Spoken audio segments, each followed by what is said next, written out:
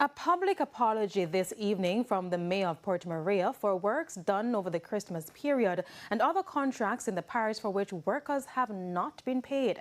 The matter was discussed at this month's Municipal Corporation meeting. Krista Campbell reports.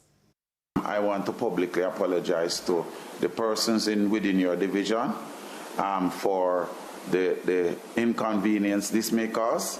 Port Maria Mayor Fitzroy Wilson with an apology to persons who have done contract work in St. Mary but have not been paid. It includes debushing over the Christmas period. But Councillor for the Karen Hall Division, Doreen Hutchinson, says some have been waiting months to be paid for other works.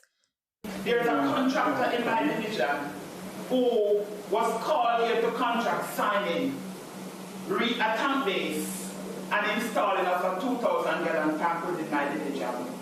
The work has been completed weeks now, more than months. The bill has been submitted, payment cannot be made. I think I've gone to every entity in this council to find out what is the problem, and I'm not getting anywhere. And I've been saying to the accounts department and also the chief engineering officer, that is the reason why us councillors can't get suitable people to even clean drains. Because when they clean the drain and expecting to get paid and they don't get paid, they don't want to work next time. The next time you have to give to some people who don't know how to clean the drain properly, or they're just not interested in cleaning the drain properly. Councillor Hutchinson suggested an urgent solution while the Chief Executive Officer for the Municipal Corporation investigates the matter. I am seeking permission from this council, if there is funding in my divisional account, to pay the contractor. The people who work from the division is on him for their money. They are on me for their money.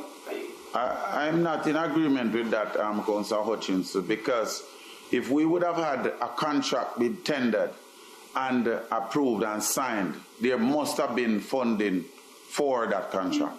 The mayor has also asked that the CEO and Chief Engineering Officer look into what caused the payment breakdown and ensure it doesn't happen again. If it's a simple thing as a wrong line of signature was on, that is something that could have been dealt with within a day. I'm saying that we need to have that done. Krista Campbell, TVJ News.